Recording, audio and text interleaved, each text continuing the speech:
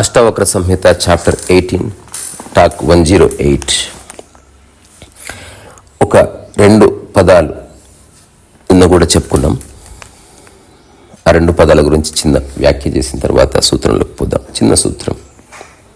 ఈ విషయం గురించి అష్టావక్రుడు ఇంతకుముందు 2-3 సార్లు ప్రస్తావన తీసుకొచ్చాడు. కాకపోతే ఇంకాస్త రిఫైన్డ్గా, ఇంకాస్త అర్థమయ్యే విధంగా ఇంకొక వైపు నుంచి అటువైపు మనల్ని తీసుకెళ్లే ప్రయత్నం చేస్తున్నాడు. క్షయం, అక్షయం.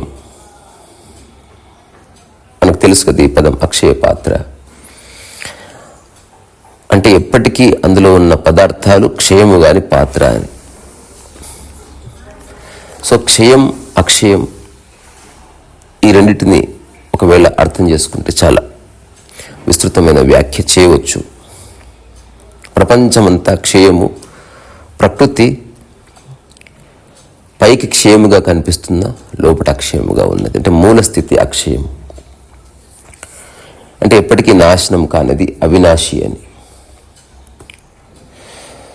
సో ఆలోచన యొక్క స్వభావం క్షయం,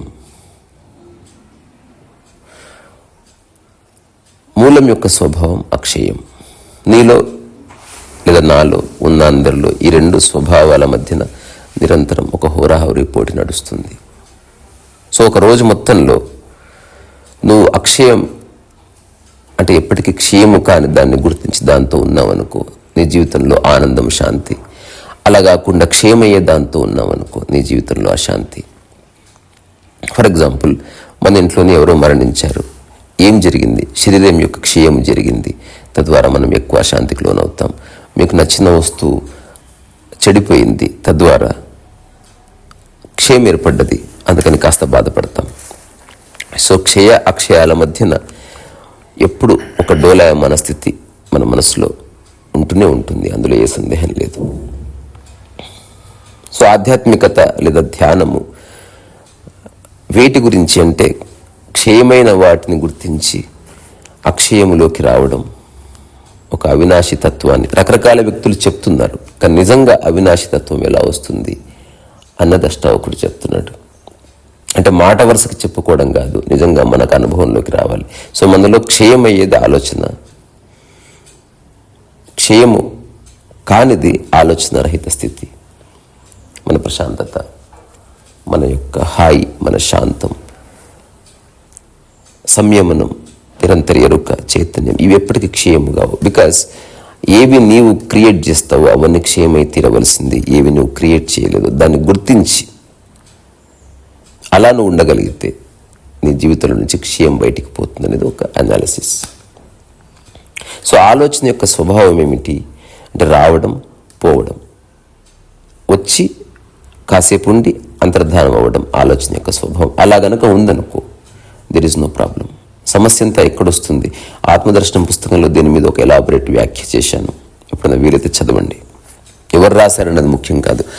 సరైన వ్యాఖ్య చదవడం వల్ల, దాన్ని మన మీద ఇంప్లై చేసుకోవడం వల్ల హఠాత్తుగా ఒక రియలైజేషన్ వస్తుంది. ఎస్, ఇది కరెక్ట్ అని తెలుస్తుంది. ఆలోచన రావాలి, పోవాలి, ఎక్కువసేపు ఉండకూడదు. నీళ్లు తాగాలన్న ఆలోచన వచ్చింది, రాగానే ఆచరణ మొదలైంది. ఆచరణ అంటే కుండ దగ్గరికి పోయి గ్లాస్ తీసుకొని మూత తీసి కుండలో నీ గ్లాసును ముంచి నీళ్లు తీసుకొని ఆ నీళ్ళ గ్లాసుని నోటి దగ్గరకు తెచ్చి నోట్లో కుక్క పడగానే ఆలోచన అంతర్ధానం జరుగుతుంది. ఇది ఒక హెల్దీ మైండ్ యొక్క అప్రోచ్. ఎందుకంటే తిరిగి నువ్వు అక్షయంలోకి వచ్చేస్తున్నావు. ఆలోచన రావడం, పోవడం మధ్యన ఉన్న వ్యవధే ప్రపంచం. ఈ క్షణం అనుకున్నావు సక్సెస్ అవ్వాలని, కానీ సక్సెస్ ఎప్పుడూ అవుతున్నావు. సో సక్సెస్ అవ్వాలన్న ఆలోచనకి సక్సెస్ ఎప్పుడో అయ్యి ఆలోచన అంతర్ధానం అవ్వడానికి మధ్యన నువ్వు ఆలోచనని రిటైన్ చేస్తున్నావు. ఆలోచన నువ్వే పట్టుకొని ఉంచుతున్నావు. దానివల్ల నీలో ఒత్తిడి కలుగుతుంది, డిప్రెషన్ కలుగుతుంది, రిప్రెషన్ కలుగుతుంది, బాధ కలుగుతుంది. ఒక ఆలోచన చాలా కాలం తర్వాత తీరితే ఒక రకమైన ఎమోషన్ వస్తుంది, హర్షాతిరేకం వస్తుంది. ఇదంతా విక్షిప్తతనే. సో ఆలోచన అంటేనే సమయం. సో సమయాతీతంలో ఆలోచన రావాలంటే ఆలోచన వచ్చిన వెంటనే ఆచరణ జరగాలి. సో ఆలోచన వచ్చిన వెంటనే ఆచరణ జరిగితే దానికే మనం సమయస్ఫూర్తి, స్ఫురణ, స్పాంటేనిటీ అని పేరు పెట్టుకున్నాం. So you just thinking acting మోడ్లో ఉన్నావు. You are not thinking and taking lot of time to analyse logically. ఆ తర్వాత నువ్వు కనుక యాక్షన్లోకి వెళ్ళావనుకో, ప్రపంచంలో అప్పుడప్పుడు ఇది అవసరం. ఫర్ ఎగ్జాంపుల్, ఇల్లు కొంటున్నావు, ఆలోచన రాగానే కొనలే వెంటనే, కొన్నిసార్లు. కానీ 99% ఆఫ్ ద టైం ఆలోచన రావాలి పోవాలి, ఆలోచన రావాలి పోవాలి. ఇది గుర్తుపెట్టుకోండి. ఆలోచన రావాలి పోవాలి. రావాలి పోవాలి అంటే ఒకటే. దీనికి 2 పద్ధతులు ఉన్నాయి. ఆలోచన వచ్చింది పోయింది, నువ్వు సాక్షిగా ఉన్నావు పట్టునట్టు. లేదా ఆలోచన వచ్చింది వెంటనే ఆచరించావు, పోయింది, నిష్కామ కర్మలోకి వచ్చావు. ఈ 2 పద్ధతుల్లో ఆలోచన యొక్క క్షయము వెంటనే జరుగుతుంది. మిగతా అన్ని సందర్భాల్లో ఆలోచన క్షయం అవ్వదు. తద్వారా నువ్వు అక్షయాన్ని ఎప్పుడు అనుభూతి చెందలేవు.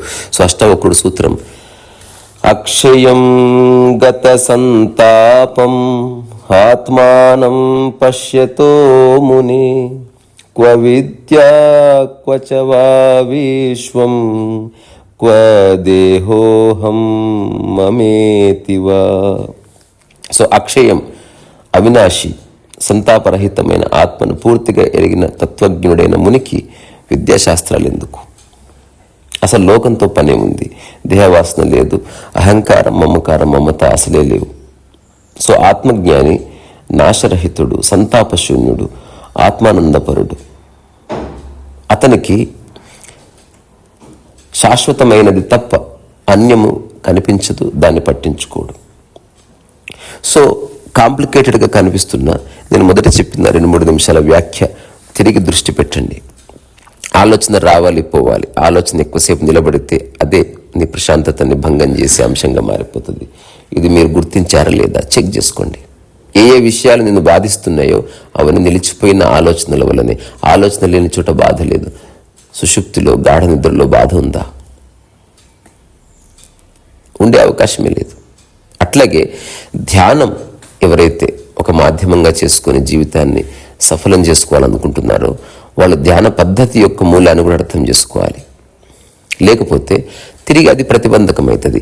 రకరకాల విషయాలను బంధించినట్టు మళ్ళీ తిరిగి అది బంధిస్తుంది. ధ్యానం యొక్క స్వరూపం, ధ్యానం యొక్క మెకానిజం ఏమిటి అంటే ఆలోచన స్వరూపాన్ని అర్థం చేసుకోవడం. అక్కడితో నీ యొక్క పని పూర్తయిపోయింది. ఇప్పుడు ఆలోచన వచ్చింది, వెంటనే ఆచరణగా మారింది, అంతర్ధానమైంది. నువ్వు జ్ఞానం సంపాదించినట్టు. జ్ఞానంలోకి రావడం అంటే ఇది. ఏదో కల్పిత కథల్ని అనుకొని వాటిని బట్టియం పట్టి వాటిని నిరంతరం మననం చేస్తూ స్మరిస్తూ దాన్ని జ్ఞానం అనుకోవడం కాదు. అది సమాచారహితమైన జ్ఞానం. అది పాండిత్యానికి సంబంధించింది. ఇక్కడెక్కడా ఊహ లేదు. ఎక్కడైతే ఆలోచన వచ్చింది వెంటనే ఆచరణగా మారింది. ఆచరణగా మారిన చోట ఊహకి తావే లేదు. గమనించారా? ఇప్పుడు ప్రతి మనిషికి కోపం వస్తుంది. ప్రకృతిలో కోపం ఉంది, చిన్న చిరాకు ఉంది, చిన్న అసహనం ఉంది. ఏ ప్రాణికైనా నువ్వు నిరంతరం డొక్కల్లో పొడిచావు అనుకో, అది కూడా అంటది. చిన్న కోపం ప్రదర్శించడం అనేది ఆరోగ్యకర లక్షణం. కానీ అది రావాలి, వెంటనే వెళ్ళిపోయి తిరిగి నీ యొక్క అక్షయ స్థితిలోకి వచ్చేసావు. అంటే ఎప్పటికీ మారని అవినాశి స్థితిలోకి వచ్చావు. నీ నిరంతర ప్రశాంతతలోకి వచ్చావు, నీ హాయిలోకి వచ్చావు, తిరిగి పడుకున్నావు, తిరిగి నీ పనిలో పడ్డావు. Very good. అట్లా కాకుండా ఎవరో డొక్కల్లో పొడిచారు, కొంచెం కోపం వచ్చింది, బట్ అది ఆలోచనగా మారింది. నువ్వేదో చేయాలనుకున్నావు, అది ఆచరించలేవు, మొహమాటం, రకరకాల కారణాలు. ఇప్పుడు ఆలోచనను పట్టి ఉంచడంతో అది క్రోధంగా మారింది. అదే ద్వేషంగా మారుతుంది, అదే ఈర్ష్యగా మారుతుంది.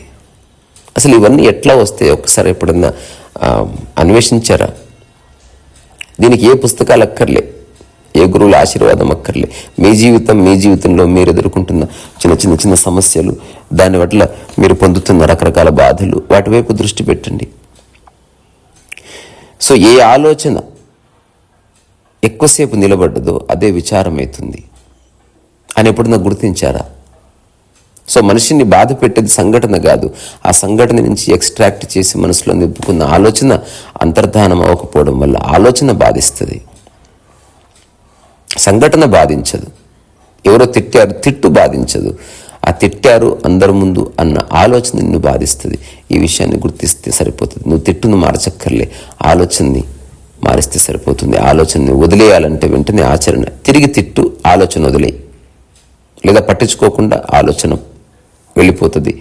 ఏదో ఒక విధంగా ఆలోచన అంతర్ధానం కావాలి. సో మొదట చెప్పింది తిరిగి ఒకసారి రిపీట్ చేస్తాను. ఆలోచన యొక్క స్వభావం రావడం పోవడం. ఈరోజు ఈ విషయాన్ని కొంచెంసేపు చెప్తాను, రిజిస్టర్ అవుతుంది కాబట్టి. తక్షణం మీరు మోక్షాన్ని, విముక్తిని ఎక్స్పీరియన్స్ చేయొచ్చు. అంటే ఒక ఎంటీ మైండ్ని ఎక్స్పీరియన్స్ చేయొచ్చు. మనస్సుంది, ఉపయోగపడ్డ ఆలోచనలు వస్తున్నాయి, వెంటనే అవి ఆచరణగా మారుతున్నాయి, కానీ ఏ ఆలోచన నిలిచిపోవడం లేదు.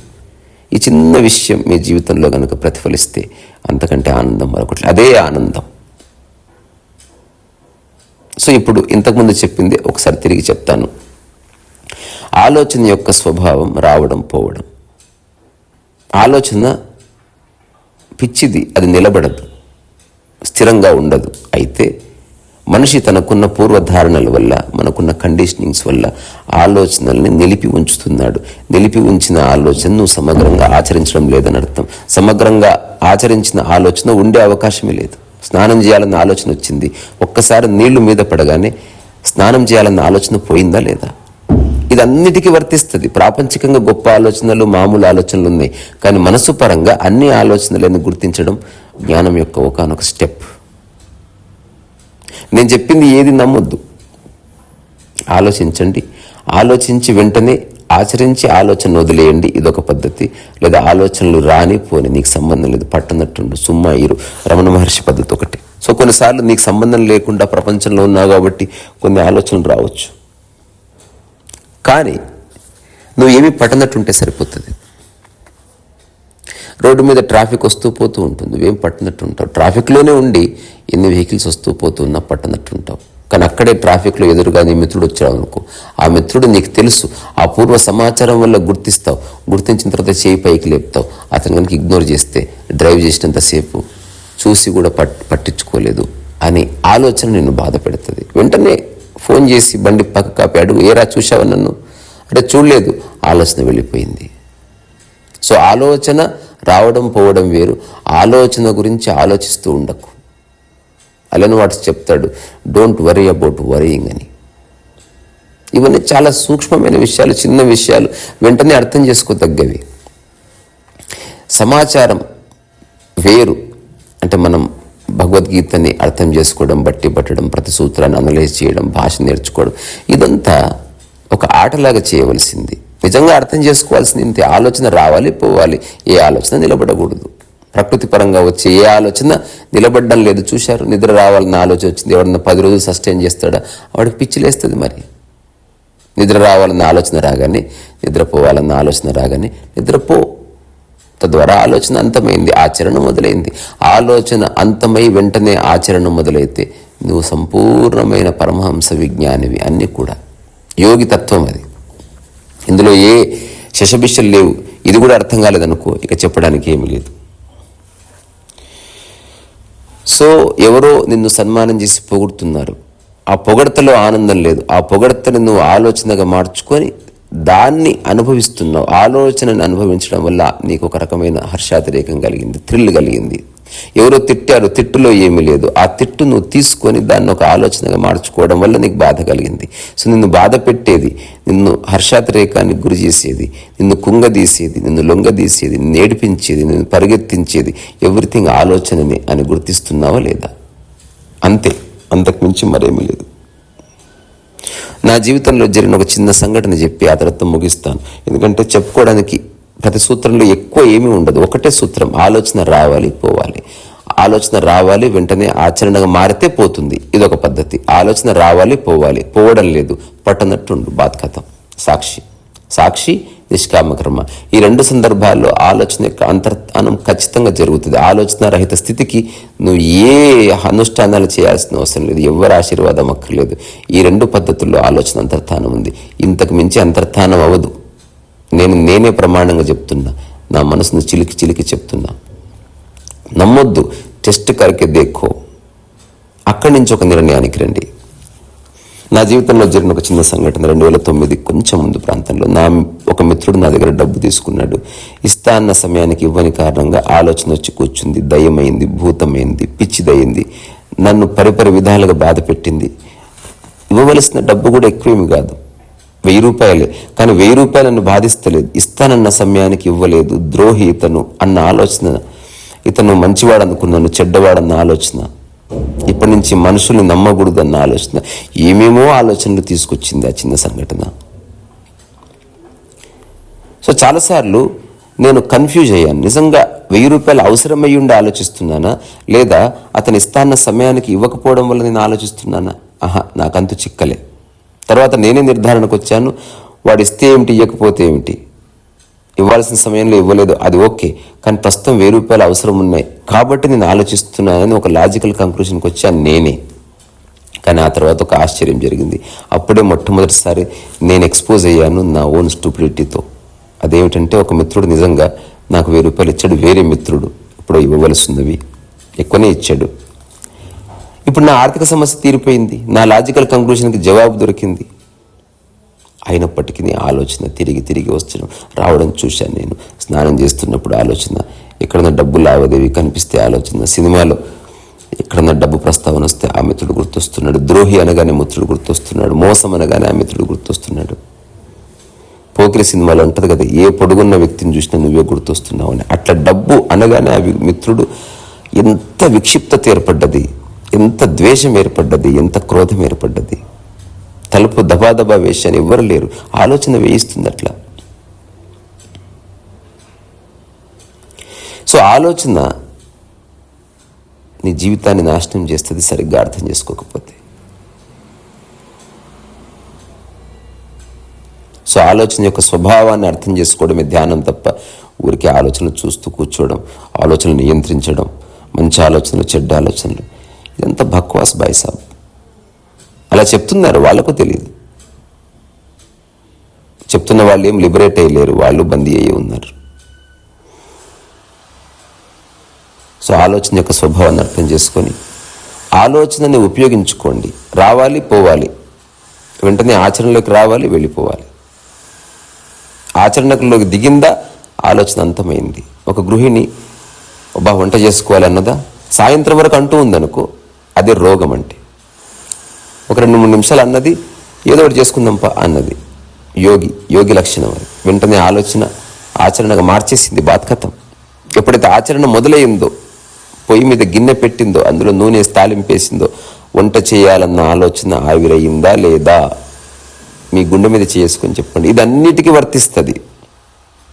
పుస్తకం చదవాలనిపించింది, చదివేయండి. నువ్వు చదవాలనుకున్న పుస్తకం లేదు, ఏదో పుస్తకం చదివేయండి. రోజు 1 గంట సేపు చదువుకోవాలనుకున్నారు, ఏదో సమయంలో చదివేయండి. ఆలోచనని ఎండు చేసేయండి. ఆలోచనని నిరంతరం ఎండు చేయడానికి నువ్వు చేసే ప్రయత్నంలో నీకు ఒక రహస్యం ద్యోతకమవుతుంది. అన్ని ఆలోచనలే, ఆచరణగా మారే ఆలోచనలు, ఆచరణగా మారని ఆలోచనలు, వీటి మధ్యన నీ జీవితం కొట్టుమిట్టాడుతుంది. సో ఆలోచనలు ఆచరణగా మారితే నీలో యోగి ఉన్నాడు. ఆలోచనలు ఆచరణగా మారకుండా ఆలోచిస్తే నీ రోగి ఉన్నాడు. ఆలోచనలు అవసరమైనా లేకున్నా చేసి వాటి వెంటపడి అవి నీ లైఫ్లోకి తెచ్చుకున్నావంటే నువ్వు భోగి ఉన్నాడు. అంతా అక్కడక్కడే ఉంది. ఇందులో ఉన్న విషయాన్ని గమనించండి. నీ ప్రశాంతత వచ్చిపోయే ఆలోచనల మీద ఆధారపడకూడదంటే ఆచరణ ఒక మాధ్యమం, లేదా పట్టనట్టు ఉండడం ఒక మాధ్యమం. ఈ 2 మాధ్యమాలే.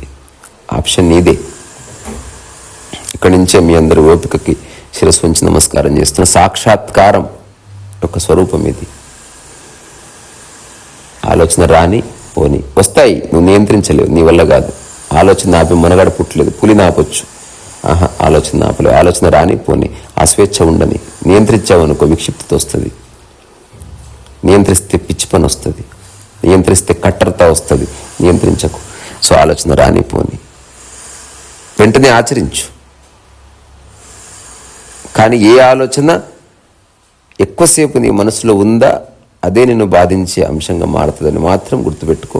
ఇక్కడి నుంచి మీ ఓపిక శిరస్సు ఉంచి నమస్కారం చేస్తున్నా. రే సరస్వ వయస.